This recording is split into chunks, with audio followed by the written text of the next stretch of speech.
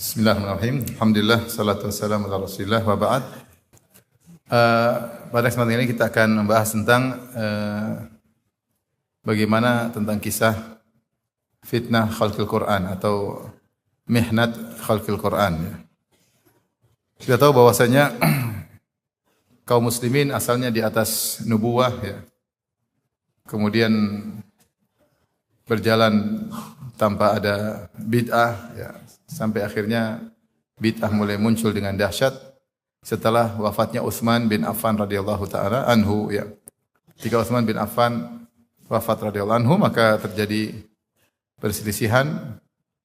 Tentunya ceritanya panjang, singkatnya ada saling beda sudut pandang antara Ali bin Abi Thalib radhiyallahu anhu dengan Muawiyah bin Abi Sufyan ya. Secara singkat karena Utsman terbunuh dan yang berhak untuk menuntut darahnya adalah keluarga terdekat yaitu dari Bani Umayyah, dan dari Bani Umayyah yang paling tinggi kedudukannya di saat itu adalah Muawiyah bin Abi Sufyan dari Bani Umayyah, sebagaimana Utsman juga dari Bani Umayyah.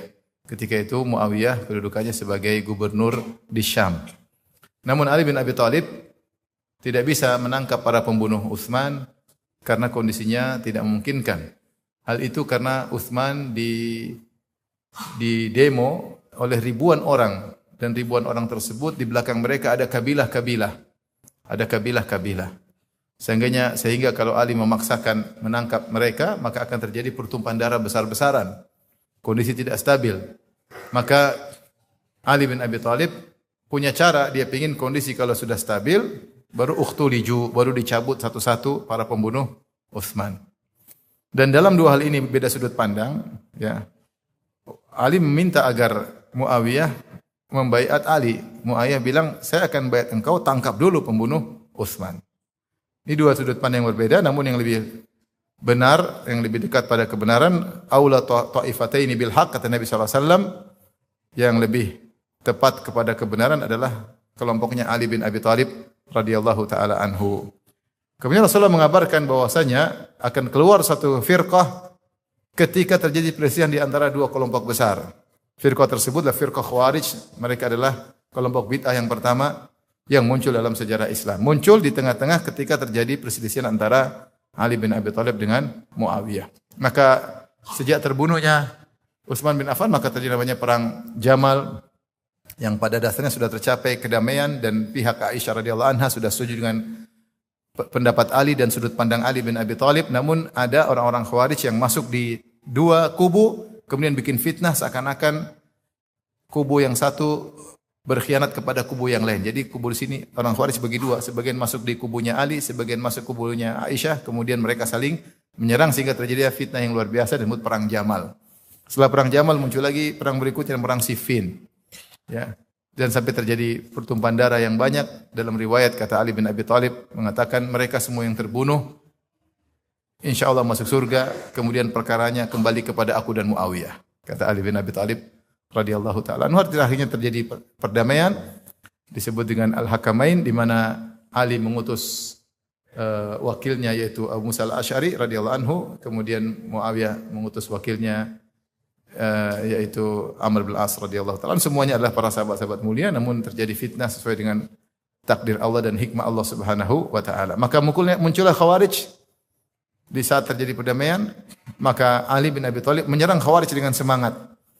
Dengan semangat akhirnya membunuh Khawarij. Sebelum membunuh Khawarij, Ibnu Abbas minta izin untuk mendebat mereka. Terjadilah perdebatan sehingga kalau tidak salah 4.000 dari Khawarij sadar.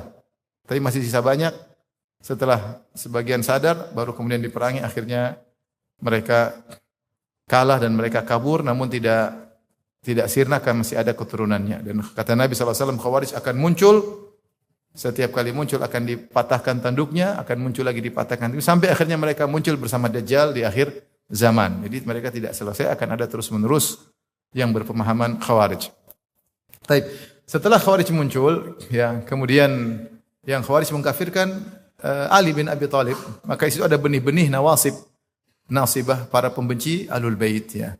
Maka muncullah respon dari munculnya Khawarij, muncullah respon namanya Syiah yang mengeluh-elukan Ali bin Abi Thalib dan Ahlul Bait. Sampai di zaman Ali pun sempat muncul kelompok yang mengatakan Ali adalah Tuhan. Sampai Ali pun marah, Ali menyuruh mereka untuk tobat, mereka tidak mau tobat.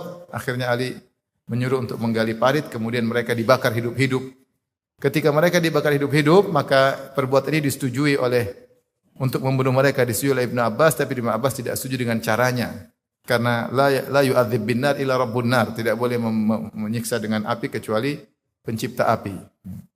Tetapi membunuh mereka benar karena mereka murtad menganggap Ali sebagai Tuhan. Justru ketika mereka dibakar hidup-hidup, mereka semakin yakin Ali adalah Tuhan, karena tidak ada yang menyiksa dengan api kecuali apa? Pencipta api. Ini namanya syubhat luar biasa. Tapi kemudian muncul Nawasib, ya, Nawasib tadi semakin kokoh pembenci Ahlul Bait. Namun Nawasib, pembenci Ahlul Bait sekarang sudah inqaradu, sudah sirna, tidak ada. Sudah tidak ada lagi. Dulu sempat ada anti Ahlul Bait.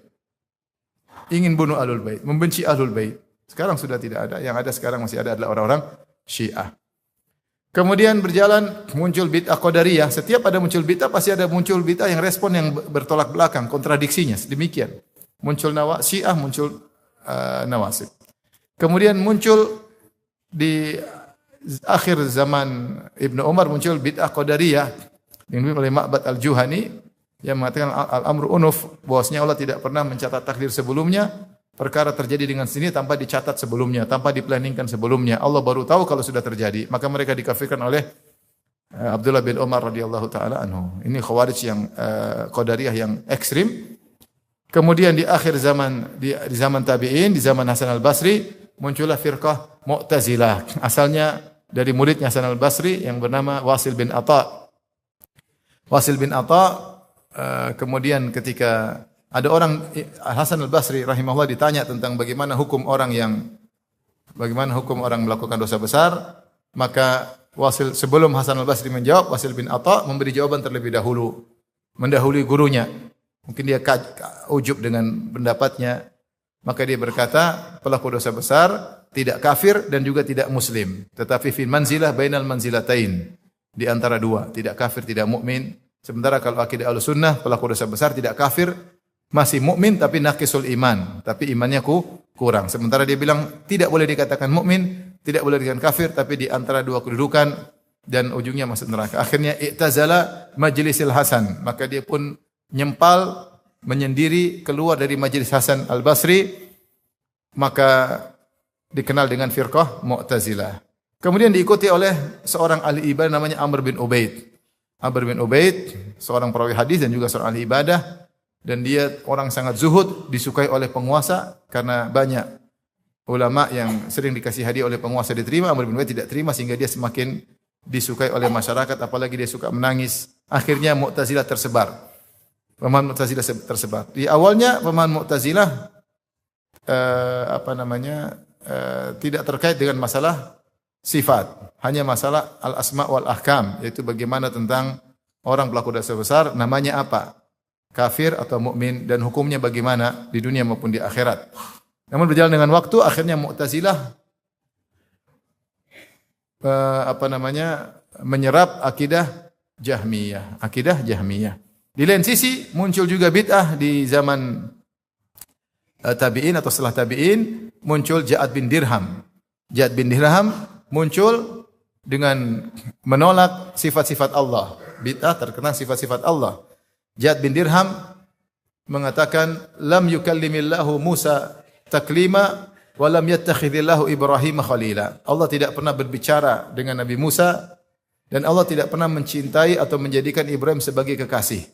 Dia menolak dua sifat. Pertama, sifat berbicara, dia bilang enggak mungkin Allah berbicara dengan Nabi Musa.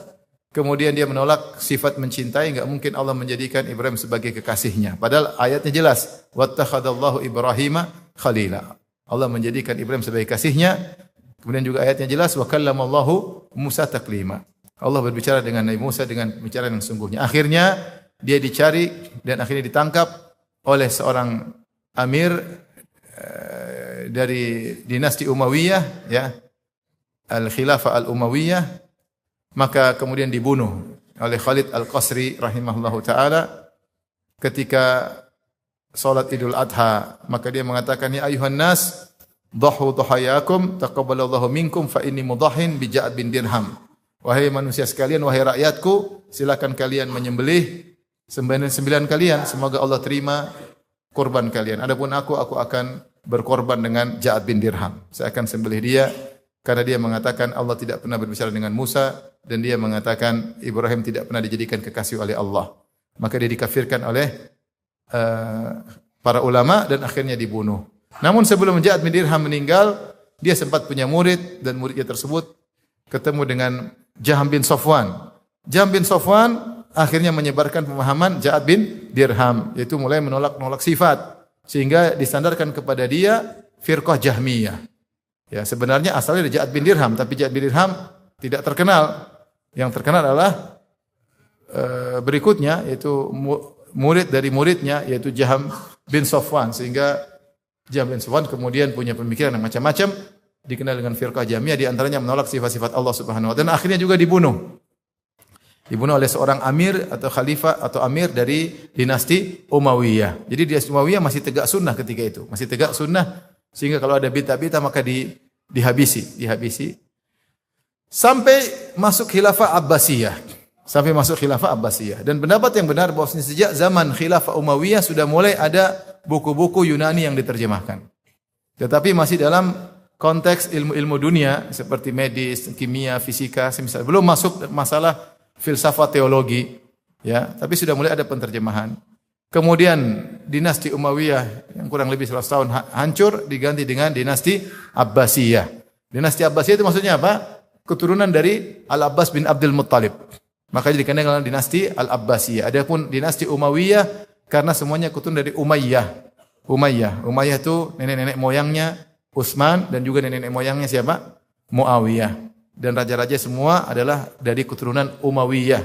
Di antara raja yang terkenal adalah Umar bin Abdul Aziz. Umar bin Abdul Aziz dari dinasti Umayyah.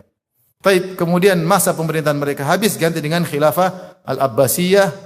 Ya, kemudian dan itu keturunan dari Al-Abbas bin Abdul Muttalib. Ya, jadi mereka ini semua Ahlul Bait. Khilafah Al-Abbasiyah Ahlul Bait dari Bani Hashim. Dari Bani Hashim. Maka kemudian muncul khalifah-khalifah terkenal, di antaranya Harun ar-Rasyid. Dan Harun ar-Rasyid masih di atas sunnah. Sampai disebut dalam sejarah bahwasanya dia menundukkan para ahlul bidah. Sampai Bishr bin Ghiyath al-Marisi kabur, takut ditangkap oleh Khalifah Harun ar-Rasyid. Namun ketika turun tahta kepada anaknya Al-Ma'mun.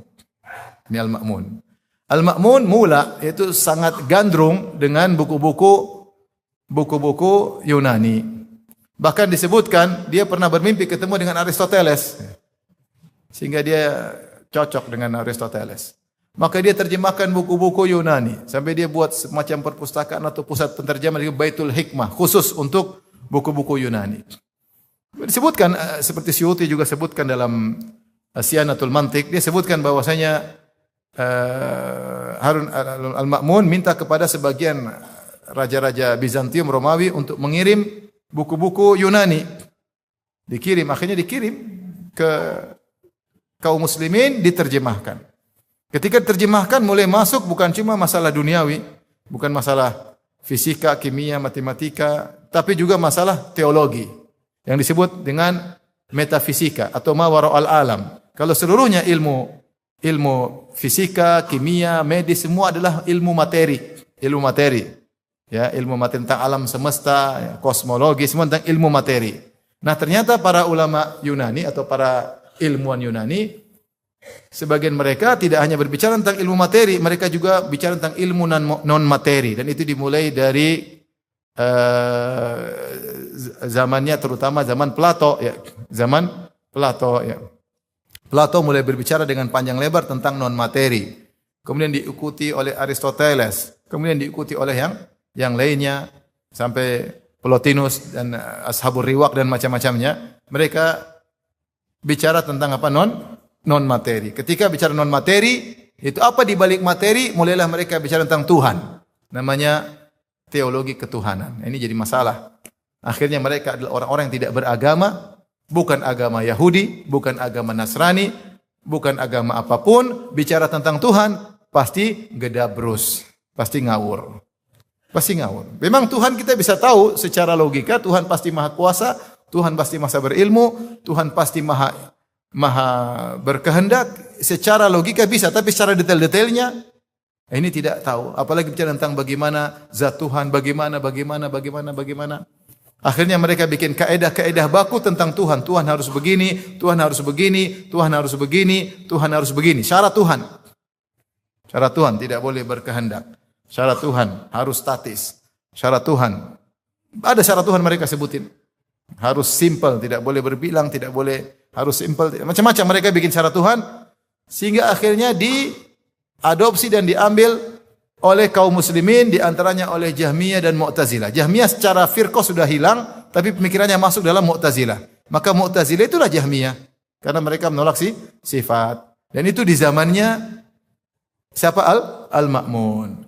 Maka ketika Al-Ma'mun berkuasa dan dia suka dengan ilmu filsafat, maka ahlul bid'ah yang tadinya sembunyi dalam lorong-lorong, yang tadi sudah ular-ular sudah masuk dalam apa? Lubang-lubang, keluar lagi. Bishr bin Giyas al-Misi kembali lagi.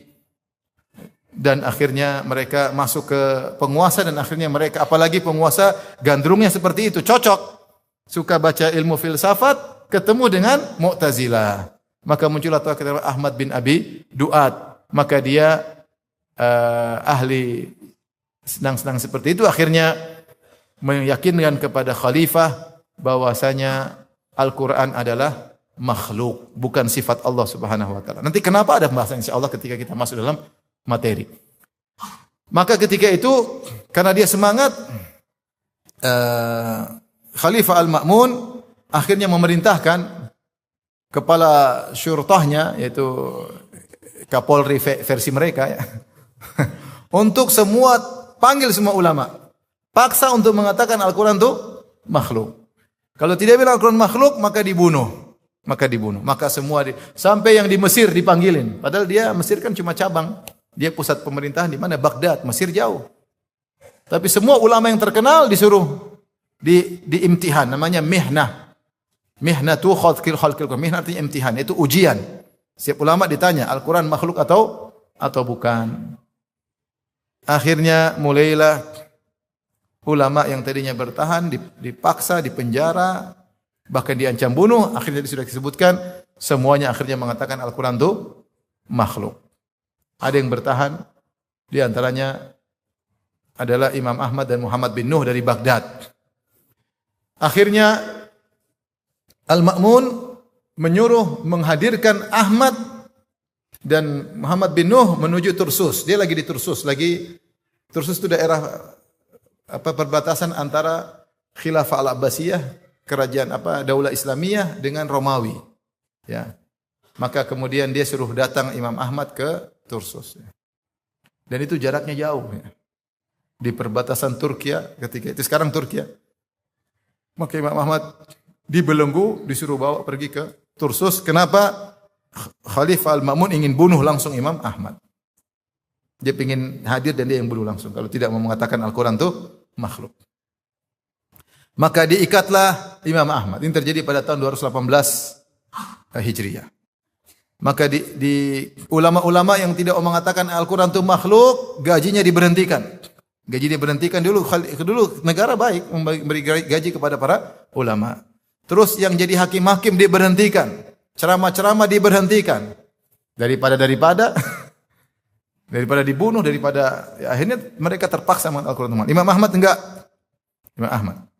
Maka Imam Ahmad dengan perintah kepala polisi ketika itu namanya Ishaq bin Ibrahim, diperintahkan oleh Al-Ma'mun untuk membawa Imam Ahmad ke Tursus. Maka dibelenggulah Imam Ahmad bersama Muhammad bin Nuh, kemudian dibawa ke Tursus.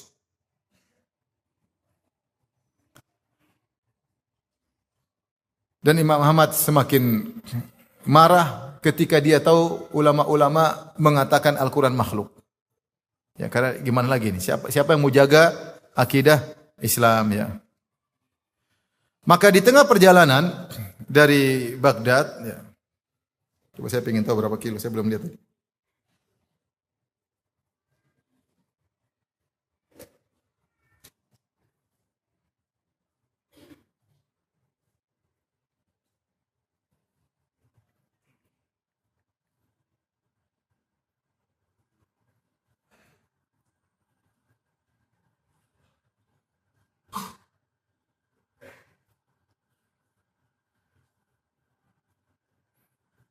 Dari Baghdad ke Tarsus kalau jalan kaki 10 hari 13 jam. 10 hari 3 jam. Di Google katanya 10 hari 13 jam. 1118 kilo. 1118 kilometer. Tapi digiring dibawa ke Tarsus. Di tengah perjalanan terjadi beberapa kejadian yang dengan hikmah Allah Subhanahu wa taala menjadikan Imam Ahmad semakin tegar. Maka di tengah jalan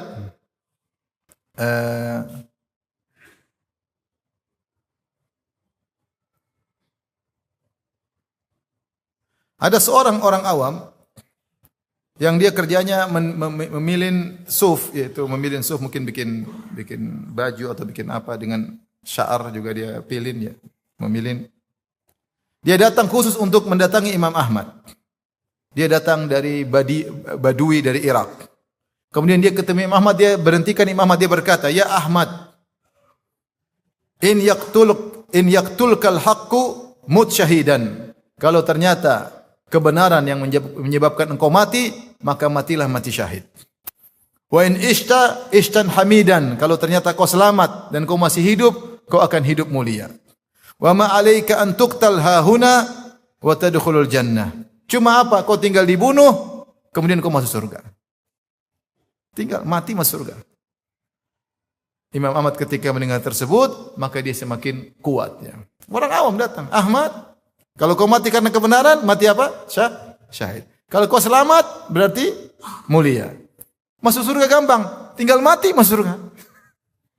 Jadi maksudnya enggak usah ragu-ragu, mati hati. Yang menghalangi masuk surga cuma kematian. Imam Ahmad mendengar dan ini masuk dalam hatinya.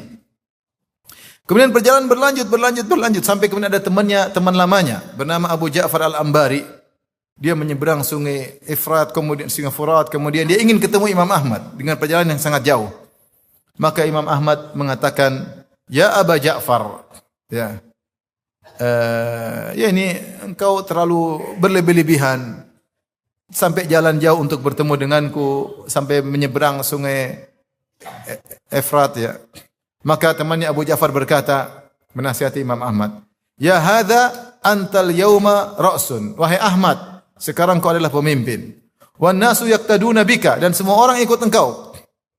Fa wallahi la in ajabta ila khalqil Qur'an la yujibuna khalqun. Seandainya kau nurut sama khalifah dan kau mengatakan Al-Qur'an adalah makhluk, maka semua orang akan ikut engkau. Wa in anta lam tujib, kalau kau bertahan tidak memenuhi keinginan mereka, la yamtani anna khalqun minan nasi katsir, maka akan banyak orang tidak akan mengucapkan Al-Qur'an itu makhluk.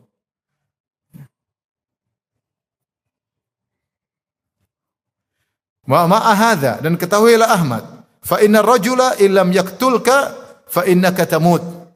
Seandainya sang khalifah tidak membunuhmu, dia bilang laki-laki itu kalau tidak bunuh engkau, maksudnya Al-Ma'mun.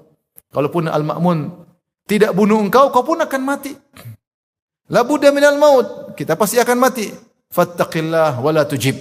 Bertakwalah kepada Allah dan jangan jawab.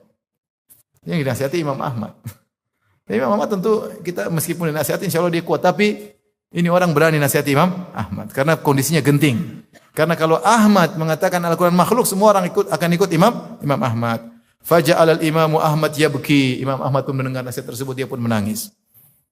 Kemudian dia berkata, "Ya Aba Ja'far, a'id alayya, wahai kawanku Abu Ja'far, ulangi lagi nasihatmu." Fa'ada alaihi, maka dia ulangi lagi. Ya. Dia bilang, kau adalah pemimpin. Kalau kau bilang Al-Quran makhluk, semua orang akan ikut kau. Kalau kau bilang Al-Quran bukan makhluk, orang akan bertahan mengatakan tidak makhluk. Kalau ternyata Ma'mun tidak bunuh kau dan kau selamat, kau pun akan mati. Tinggal lo mati. Mati bagaimana? Mau mati mulia, mati syahid atau mati biasa. Ya. Maka akhirnya Imam Ahmad menangis dan dia mengucapkan kata-kata ya, itu mungkin berterima kasih kepada orang tersebut. ketika safar menuju Tursus, siap dipenggal oleh Khalifah Al-Ma'mun. Maka di malam hari suatu malam, Imam Ahmad salat tahajud dan dia berdoa di tengah malam. Dan dia berdoa kepada Allah, ya Allah jangan buat aku lihat Al-Ma'mun. Saya tidak ingin ketemu dengan apa? Al-Ma'mun. Dia doanya apa? Ya Allah, jangan aku melihat Al-Ma'mun. Wala ijtama'ahu abadan. Saya tidak ingin berkumpul dengan Ma'mun. Jangan buat saya berkumpul dengan dia dan saya tidak mau lihat dia. Dan dia berdoa. Sebelum Imam Ahmad sampai ke Tursus, Ma'mun sudah meninggal. Ma'mun sudah meninggal. Ada yang mengatakan tiba-tiba dia meninggal. Tiba-tiba dia demam malam hari, langsung meninggal dunia. Dan ini jadi heboh tersebar di masyarakat. Katanya Ma'mun kualat. Ini heboh, jadi heboh. Jadi heboh. Imam Ahmad udah meninggal. Subhanallah. Ya. Akhirnya meninggallah Al-Ma'mun. Meninggal, kuburannya di Tursus ada. Kuburan ini Khalifah Al-Ma'mun, kuburan Al-Ma'mun bin Harun Ar-Rasyid. Meninggal usia masih relatif muda, sekitar 48 tahun, sekitar 50-an tahun. Meninggal Al-Ma'mun. Setelah Al-Ma'mun meninggal, maka Imam Ahmad disuruh balik ke Baghdad. Kemudian gantian yang ingin membunuhnya siapa? Adiknya Al-Ma'mun. Siapa? Al-Mu'tasim, khalifah berikutnya. Saya anjurkan antum untuk baca buku yang tadi saya bilang, yaitu Al-Imam Al-Mumtahan, karya Taqiyuddin Al-Hilali, dia nukil dari banyak buku. Ya. Intinya secara singkat, karena kalau kita baca sangat menarik ya, tapi kalau terjemahkan terlalu panjang. Tapi ini akhirnya Imam Ahmad dihadirkan. Sebelum dihadirkan maka para pembesar-pembesar Mu'tazilah provokasi. Kata dia, wahai Amirul Mukminin, akan datang kepadamu seorang ahlul bidah, mubtadi, dhal, mudil, kafir. Ahmad kafir. Jangan ragu-ragu untuk halalkan apa? Darahnya. Sungguhnya dia telah kurang ajar membangkang kepada kakakmu. Provokasi. Bahkan dia mendoakan kematian buat kakakmu. Pokoknya diprovokasi. Ya, namanya adik. Ya. Dia membangkang. Kau harus membela agama sepupumu, Muhammad sallallahu alaihi wasallam. Sungguh dia telah kafir, dia mengatakan begini dan begini tentang Allah Subhanahu wa taala. Padahal dia yang kurang ajar ya. Bagaimana kalau kau ketemu Ibnu Ammik, ketemu sepupumu Rasulullah nanti hari kiamat, sementara kau tidak membela kakakmu? Karena Ahlul Bait. Karena dari Al-Abbasiyah, dari keturunan siapa? Abdullah bin Abbas. Abdullah bin Abbas sepupunya Rasulullah sallallahu alaihi wasallam. Karena Al-Abbas bin Abdul Muthalib paman Nabi sallallahu alaihi wasallam. Ini provokasi. Sungguh dia telah mengkafirkan Al-Ma'mun, kakakmu. Dia telah mengkafirkan engkau. Diprovokasi. Ma'mun terprovokasi. Terjadi diskusi bagus ya. Kak Ma'mun bilang, tapi kata orang-orang kakak saya mati kualat karena doanya doanya Ahmad. Mereka bodoh, rakyat tidak tahu. Kakakmu sakit sebelumnya, mati sebelum didoain. Habis itu mereka ngawur, itu berita tidak benar karena mereka orang bodoh. Jangan dengan orang bodoh. Kakakmu meninggal sebelum Ahmad berdoa. Dia mungkin ngarang juga ya. Dia ngarang juga. Pokoknya Ahmad itu ahlul bidah, harus dibunuh. Dan dia telah mengkafirkan Anda. Saya bacakan ya. Menarik sekali kalau kita baca. Sebentar.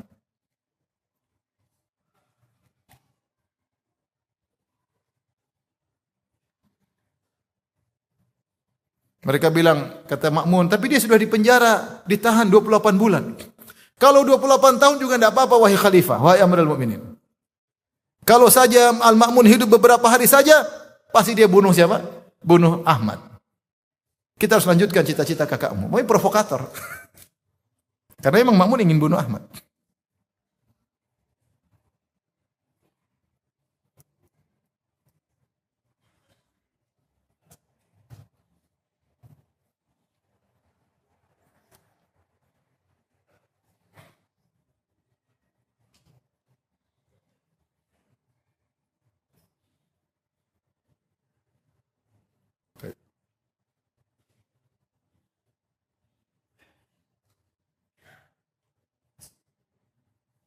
Mereka provokator, mereka mengatakan orang-orang sudah nasihati Ahmad, sudah diskusi, tapi mereka semua dikafirkan oleh si Ahmad. Dan dia tetap ngeyel. Lihat semua ulama sudah ikut kita, cuma dia si ngeyel ini. Semua ulama sudah bilang Al-Quran itu makhluk, cuma si Ahmad yang apa? Ngeyel. Ini provokasi terus. Dan dia telah mengkafirkan utusan-utusanmu, Mu'tasim terbawa. Bagaimana boleh dia kafirkan utusan-utusanku? Itulah kebiasaan dia. Tidak beradab si Ahmad. Pokoknya diprovokasi. Kata Mu'tasim, saya sudah menyuruh untuk menghadirkan si Ahmad. Orang itu saya suruh hadirkan. Mana dia? Masukkan. Wah, sudah diprovokasi. Dia nunggu, tahu-tahu Ahmad bin Hanbal hadir. Fadakhala Ahmad. Syekhun asmarul laun. Sudah tua.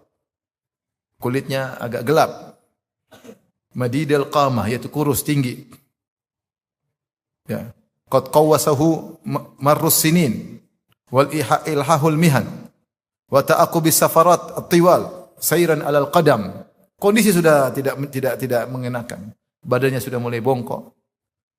Ya, kemudian sudah safar jauh, jalan kaki. Tapi dihiasi dengan beberapa uban ya, yang menunjukkan beliau berwibawa. Kemudian dari wajahnya terlihat cahaya ya. Maka Mu'tasim perhatikan dari jauh. Tiba-tiba muncul Imam Ahmad. Dia kagum, belum lihat orang seperti ini. Ya. Sudah lama dia bergaul sama Mu'tazilah, ini enggak, ini beda ini, ada karismatiknya.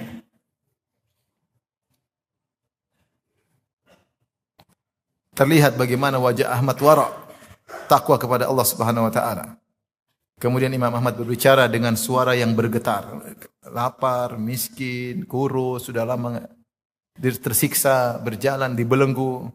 Apa perkataan Imam Ahmad? Dengan suara yang bergetar. Dia berkata, Assalamualaikum ya Amirul Mu'minin wa rahmatullahi wa barakatuh. Dengan penuh penghormatan. Assalamualaikum Amirul Mu'minin wa rahmatullahi wa barakatuh. Ini katanya saya kafir kok. Dia sangka dia dikafirkan sama siapa? Imam Ahmad. Dan Ahmad dia bilang, ya Mu'tasim.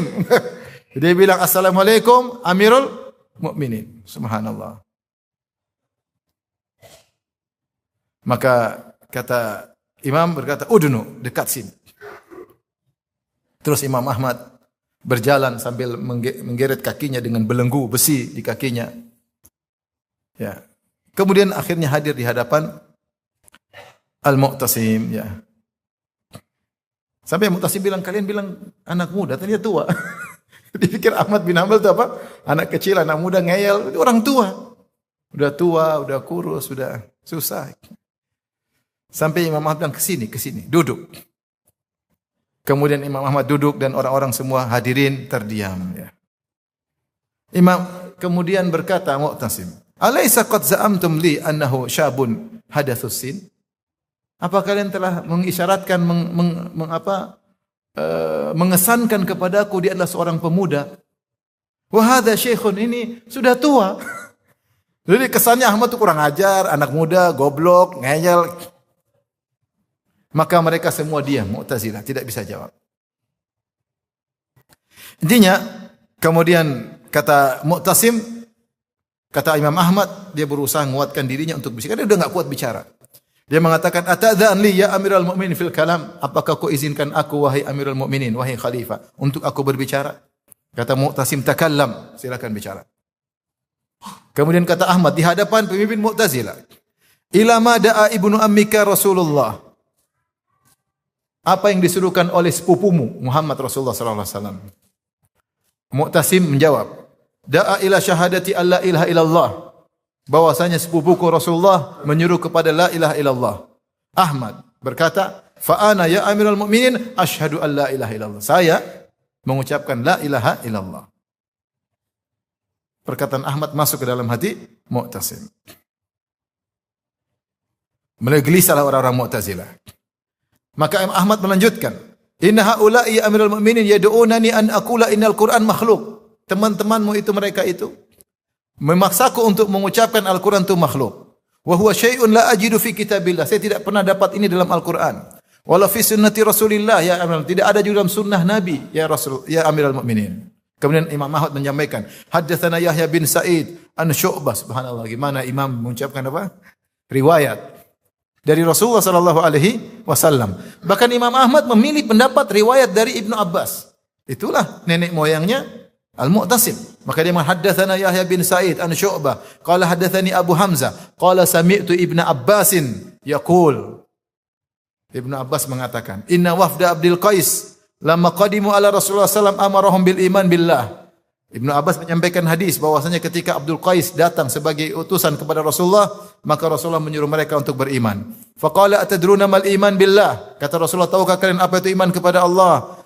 Qalu Allahu wa rasuluhu a'lam. Kata mereka, Allah dan Rasulullah lebih mengetahui. Rasulullah menjelaskan syahadatu an la ilaha illallah. Iman adalah syahadat la ilaha illallah anna Muhammadan Rasulullah wa iqamas salah wa ita'az zakah wa shaum Ramadan wa an tu'tul khumsa minal magnam. Itulah iman. Fahada ma yarwihi jadduka Ibnu Abbas. Inilah hadis yang diriwayatkan oleh kakek kalian Ibnu Abbas an ibni ammika, dari sepupumu Rasulullah sallallahu alaihi wasallam. Wa huwa ya'lamun nas bil iman, dan dia yang lebih mengerti tentang iman. Wa laysa fihi syai'un mimma yadda'i haula min khalqil Qur'an, dan tidak ada sedikit pun bahwa Al-Qur'an itu makhluk dalam hadis yang diriwayatkan oleh kakekmu dari sepupumu. Maka semua terdiam. Intinya panjang, kalau saya baca ini enggak habis-habis. Ini buku besar panjang ya. Intinya debat. Akhirnya suruh debat. Dan Imam Ahmad terus mengatakan, datangkan kepada Al-Quran dan Sunnah. Mereka bilang, apa sedikit-sedikit Quran Sunnah. Kata Imam, wah, hal yakumuddin illa bihima. Tidakkah agama tegak kecuali Al-Quran dan Sunnah? Mereka ada yang bicara pakai filsafat, berkata ini. Saya tidak ngerti mereka ngomong apa. Datangkan Al-Quran dan Sunnah. Enggak usah banyak omong, Al-Quran dan Sunnah. Kalau ada saya ikuti, kalau enggak. Debat sampai akhirnya orang-orang mulai kumpul. Karena terdengar berita Ahmad sudah disidang. Mau kumpul, rakyat kumpul di sekitar istana. Di sini Mu'tasim agak takut. Takut wibawanya jatuh di kalangan apa? Masyarakat. Mulai dia paksa. Wahai Ahmad, ucapkan Al-Quran, makhluk kau selamat. Ucapkan aja. Jangan membangkang kepadaku. Enggak. Al-Quran bukan makhluk. Ayo ucapkan. Seakan-akan Mu'tasim bilang, tolong, sudah bilang. Al-Quran makhluk, selesai. Kau bebas, bilang aja. Enggak. Jadi Mu'tasim dilema. Sementara kalau dia tidak mengatakan, kau tidak membela kakakmu. Kakakmu mati, didoain buruk sama Ahmad, kau biarin aja. Jadi dilema dia. Mu'tasim dilema. Akhirnya, tidak mau dia panggil tukang cambuk. Ahmad disiksa masa 3 hari. Datang tukang cambuk, dicambuk. Sebelum dicambuk, kalau tidak salah, saya lupa urutannya. Intinya ketika Imam Ahmad dikeluarkan dari penjara, disebutkan dalam ini, ketika Imam Ahmad sudah debat dan mereka kalah, dihadirkan makanan. Makan. Ini waroknya Imam Ahmad. Maka mereka makan. Imam Ahmad ya ta'allal, yaitu alasan dia tidak mau makan. Dia tidak mau makan dari khalifah. Enggak mau dia. Dia enggak mau makan.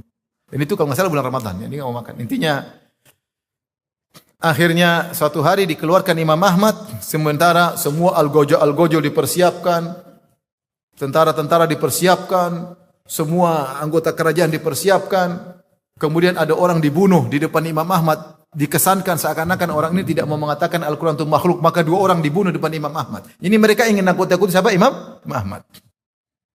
Cuma kalau khalifah mau bunuh Ahmad, dia takut juga. Nanti bakalan demo besar-besaran. Mungkin rakyat tidak bisa dibendung. Karena rakyat semua cinta sama Imam Ahmad. Dan mereka sudah dengar isu ini. Bahwasanya Ahmad hebat.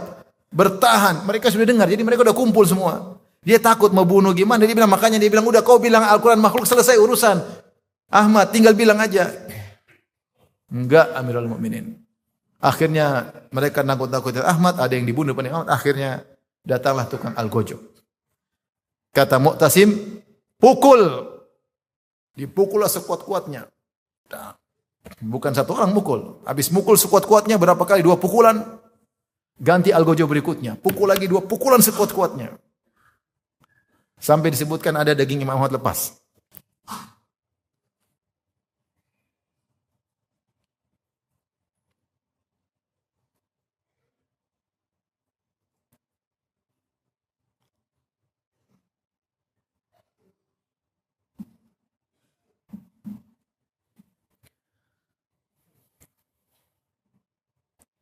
Tapi akhirnya Imam Ahmad disiksa kemudian sampai pingsan. Pingsan ditunggu sadar. Ketika sadar datang lagi, ucapin enggak Al-Quran makhluk, selesai urusan. Enggak. Siksa lagi, hantam lagi sampai pingsan. Ketika dikhawatirkan Imam Ahmad mati, suruh istirahat. Karena dia takut juga Imam Ahmad mati. Dilema. Hari kedua hadirkan lagi. Paksa lagi, enggak mau. Pukul lagi. Sampai Imam Ahmad radhiyallahu anhu atau rahimahullahu taala yang dia khawatirkan celananya lepas. Dia mulai lihat ikatannya mulai lepas, tinggal satu tali. Bentar lagi lepas, maka dia berdoa kepada Allah. Dalam sebut riwayat, sebut ya Allah. Dia lihat ke langit. Kalau memang aku di atas kebenaran, jangan kau buka auratku.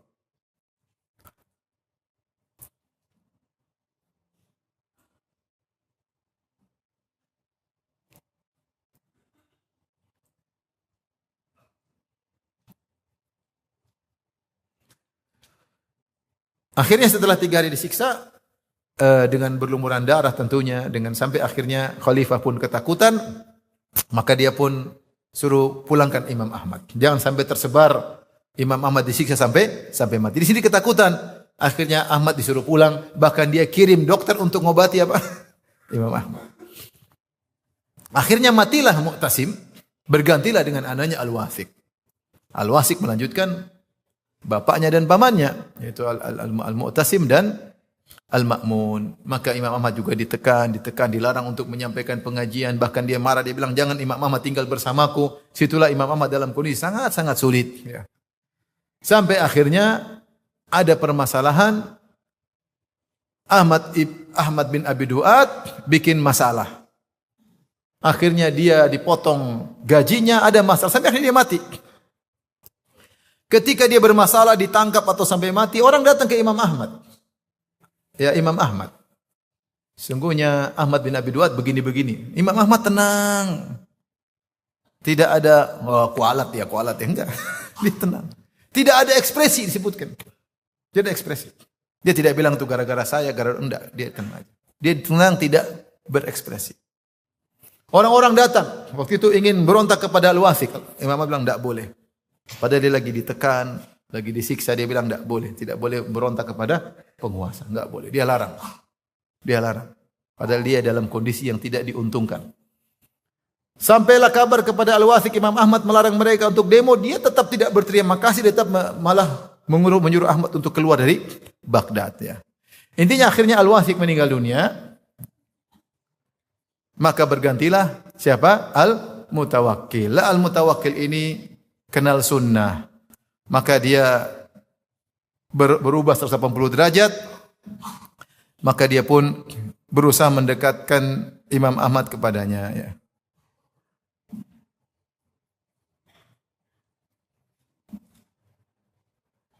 Dan Imam Ahmad mengatakan, semua yang pernah menyakiti saya halal, kecuali ahlul bidah. Dia maafkan Al-Mu'tasim, dia maafkan Al-Gojo yang memukulnya. Dia bilang kecuali ahlul bid'ah, provokatornya enggak, kata dia. Yang lain saya maafkan karena kerusakan yang ditimbulkan luar biasa ya. Setelah ganti dengan Al-Mutawakkil, Imam Ahmad ya mendapat godaan yang menurut dia lebih berat daripada godaan sebelumnya, yaitu godaan harta.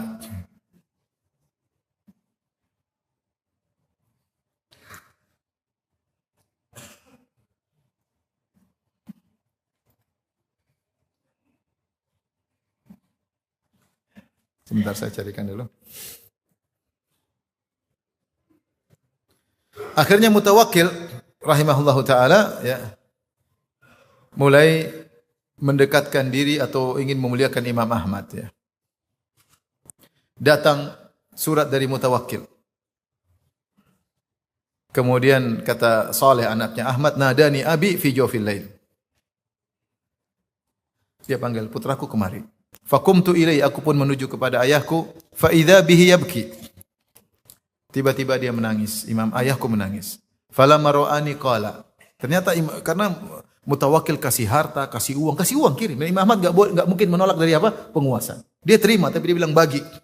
Bagi semua, jangan tersisa sedikit pun. Dikasih pakaian indah, kata dia jual bagi hasilnya. Tapi dia enggak mungkin menolak, ini hadiah dari apa? dari khalifah. Dia juga menghargai khalifah. Malam hari Imam Ahmad menangis, maka anaknya dipanggil. Falamma ra'ani qala, tatkala dia melihatku, ayahku berkata, manimtu lailati hadhihi. Aku tidak bisa tidur malam ini.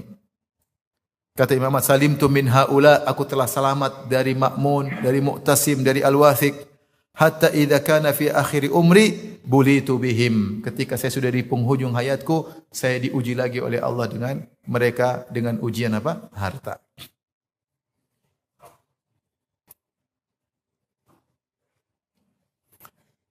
Dan Imam Ahmad berusaha menghindar sampai akhirnya intinya dia diberikan tawaran-tawaran dan dia berusaha menghindar ya sampai akhirnya meninggal dunia rahimahullahu taala ya. Antum bacalah insyaallah panjang ceritanya, tapi intinya demikian. Itu Imam Ahmad tidak memandang bahwasanya harta yang banyak adalah rezeki anak soleh, enggak. Tapi dia menganggap adalah ujian dan dia berusaha menghindar. Kalau dia harus terima, dia pun segera bagi ya. Karena dia selalu ingin makan yang halal. Dan sebagian ulama memang tidak mau makan dari harta pemberian penguasa. Di antaranya kalau tidak salah Imam Nawawi juga ya. Karena tahu ada syubhat-syubhat yang mereka tidak ingin makan apa? Syubhat. Karena mereka tahu di balik makanan yang halal ada kebahagiaan. Taib. Di akhir hayat Imam Ahmad ketika akan meninggal dunia, maka sebagaimana kisah yang masyhur, tiba-tiba dia mengatakan ba'du. Maka anaknya bertanya, "Oh ayahanda, kenapa kau mengatakan ba'du?" Bukannya dia pingsan ba'du. Belum. Ba'du artinya belum. Kemudian pingsan bilang belum. Kenapa kau mengatakan demikian? Kata Imam Ahmad, datang iblis kepadaku. Dan dia berkatakan, "Futtani ya Ahmad, kau sudah lolos dari cengkeramanku hai Ahmad." Kata Ahmad, "Belum. Selama saya belum mati, belum lolos." Jadi dia ingin Ahmad jadi ujub atau sombong di akhir apa? Hayatnya. Tapi Imam Ahmad tidak sombong. Dia bilang belum. Selama saya belum meninggal, gangguan pasti akan datang saja. Dan akhirnya beliau meninggal dalam ketakwaan. Kemudian jenazahnya luar biasa. Ya. Mungkin jutaan manusia yang hadir, ya, menghadiri jenazah Al-Imam Ahmad rahimahullahu ta'ala. Taib, ini tentang biografi singkat Imam Ahmad, Imam Ahlus Sunnah wal Jamaah, dan setelah itu beliau jadi masyhur sampai ada orang-orang yang benar-benar taklid kepada Imam Ahmad. Pokoknya Ahmad bilang apa semuanya kalah karena beliau sudah terlanjur terkenal ya. Taib, kita tutup pengajian kita tentang materi dalam kitab Ushulus Sunnah. Pokok-pokok pembahasan kitab Ushulus Sunnah. Apa sih yang dibahas dalam pembahasan kitab Ushulus Sunnah? Maka di awal-awal Al-Imam Ahmad membahas tentang tamassuk bis sunnah. Ya. Bahwasanya Islam adalah tamassuk bis sunnah, berpegang teguh dengan sunnah. Berpegang dengan sunnah. Ya, bahwasanya dalam urusan akidah harus dengan sunnah, urusan ibadah juga harus dengan apa? Sunnah. Ya, ini saya sudah sampaikan kenapa dulu banyak buku akidah disebut sunnah untuk membedakan dengan akidah yang tidak dibangun di atas sunnah. Maka jadi istilah buku-buku sunnah. Karena akidahnya Mu'tazilah pakai akal, pakai logika. Kemudian tarkul bid'ah. Imam Ahmad juga menyebut tentang meninggalkan bid'ah. Ya. Setelah sunnah dia mengatakan meninggalkan bid'ah. Semua yang dalam agama bukan dari sunnah, bukan dari ajarannya, maka itu bid'ah. Setelah itu beliau berbahas tentang al-iman bil qadar. Karena ini juga di antara penyimpangan al-Mu'tazilah. Sebelum saya lanjutkan, saya bilang Mu'tazilah terkenal dengan lima akidah Mu'tazilah. Di antaranya akidah Mu'tazilah yaitu tentang mereka menamakan diri mereka dengan al-adl, keadilan. Apa maksudnya? Kata mereka, Allah harus adil. Dan kalau adil, melazimkan mengingkari takdir. Melazimkan mengingkari takdir. Sehingga mereka disebut dengan Al-Qadariyah. Mereka menyebut berdiri mereka Al-Adliyah. Kami adalah kelompok yang menyanjung keadilan. Dan di antara konsekuensi adilnya Allah, maka tidak ada namanya takdir. Itu Allah tidak boleh, kita tidak boleh mengatakan perbuatan hamba ciptaan Allah. Jadi intinya sederhananya seperti itu. Sehingga ketika Imam Ahmad menulis Ushulus Sunnah, di antara pembahasan yang dibahas adalah masalah takdir. Di antara untuk membantah Mu'tazilah yang lagi ramai di zaman tersebut. Ya. Kemudian mereka sebut juga dengan tauhid. Di antara pokok agama mereka tauhid, maksudnya adalah Allah Maha Esa, maka yang Esa adalah zat Allah, semua sifat harus ditolak. Semua sifat harus ditolak. Allah tidak boleh punya sifat. Di antaranya adalah firman Allah. Adalah firman Allah. Di antara firman Allah adalah Al-Quran. Di antaranya Al-Quran. Kalau begitu, Al-Quran bukan sifat. Al-Quran bukan sifat, maka Al-Quran itu makhluk. Kalau begitu apa? Berarti Al-Quran makhluk. Ini secara sederhana ya. Al-Quran itu makhluk. Jadi tauhid apa? Menolak sifat. Di antara konsekuensi menolak sifat, firman Allah bukan sifat Allah. Di antara konsekuensi firman Allah bukan sifat Allah, berarti Al-Quran bukan sifat Allah. Berarti Al-Quran itu makhluk. Nanti bagaimana? Nanti insyaAllah kita bahas. Kemudian di antara pokok pembahasan mereka adalah al-manzilah bainal manzilatain. Al-manzilah baina al-manzilatain. Bahwasanya pelaku dosa besar bukan kafir, bukan juga mukmin. Bukan juga mukmin. Tapi di antara dua, bukan kafir apa? Ya, fi manzilah, kedudukan di antara dua kedudukan. Padahal enggak ada dalam Islam ya, kalau enggak mukmin ya kafir. Enggak ada tengah-tengah. Kafir enggak, mukmin juga enggak ada. Ini logika mereka. Kemudian di antara pokok akidah mereka adalah al-wa'd wal wa'id. Kata mereka Allah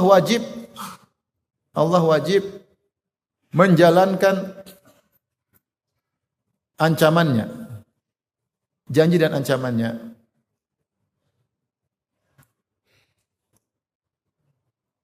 Kata mereka Allah telah berjanji orang mukmin masuk surga, maka harus masuk surga.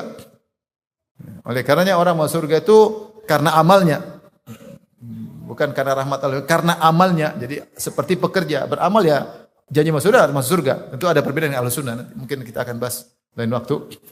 Adapun Allah harus menjalani ancamannya, pelaku dosa besar harus masuk neraka. Berarti pelaku dosa besar harus masuk neraka. Kenapa? Karena Allah harus menjalankan apa? Janjinya. Ini yang keempat. 1, 2, 3, 4. Yang kelima, mereka sebut dengan al-amr bil ma'ruf wan nahyu 'anil munkar. Amar ma'ruf nahi munkar. Al-amr bil ma'ruf wan nahyu 'anil munkar. Kenapa saya ingin jelaskan agar kita tahu topik pembahasan Ushulus Sunnah terkait dengan Mu'tazilah sebenarnya. Karena itu yang lagi rame, lagi booming, lagi viral syubhatnya di zaman itu. Maka Imam Ahmad berusaha membantah syubhat-syubhat tersebut. Al-amr bil ma'ruf wan nahyu 'anil munkar, bahwasanya harus ditegakkan amar nahi munkar, berarti harus memberontak. Harus mencopot azl, memberontak penguasa yang zalim atau penguasa yang pelaku dosa besar. Ya. Jadi enggak boleh sabar, harus memberontak, kewajiban. Kalau ada penguasa yang kurang ajar, ya, harus diganti. Ini akidahnya Mu'tazilah secara umum. Tentu ada akidah-akidah kecil seperti pembahasan mizan, ada mereka masalahkan tentang masalah mizan, tentang khaut, macam-macam. Tapi itu di antaranya ru'yah, mereka juga menolak ru'yah. Saya lupa di antara tauhid adalah Al-Quran makhluk, di antara cabang dari tauhid menurut mereka adalah menolak Allah bisa dilihat. Bisa dilihat. Nah, inilah syubhat yang tersebar di zaman Imam Ahmad. Maka Imam Ahmad rahimahullah menulis kitab Ushulus Sunnah, kalau kita perhatikan poin-poin pembahasannya terkait dengan syubhat-syubhat ini. Oke, sampai sini paham? Sekarang kita kembali, apa sih pembahasan kitab Ushulus Sunnah? Insyaallah kita mulai bahas pada pertemuan berikutnya insyaallah taala. Tadi yang ikut ujian berapa orang? Hah? 1100? Sedikit 1100. Ya. Nanti ujian berikutnya insya Allah mungkin soalnya lebih banyak, mungkin 40 50 dan boleh nyontek. Nyontek dari bekal Islam boleh. Tapi ingat tetap kecepatan waktu menentukan apa? Kemenangan. Tadi banyak yang dapat 100 tapi telat. Mikir-mikir kayaknya ragu-ragu, akhirnya yang di luar ada yang nekat malah menang ya. Kadang-kadang nekat itu penting. Baik.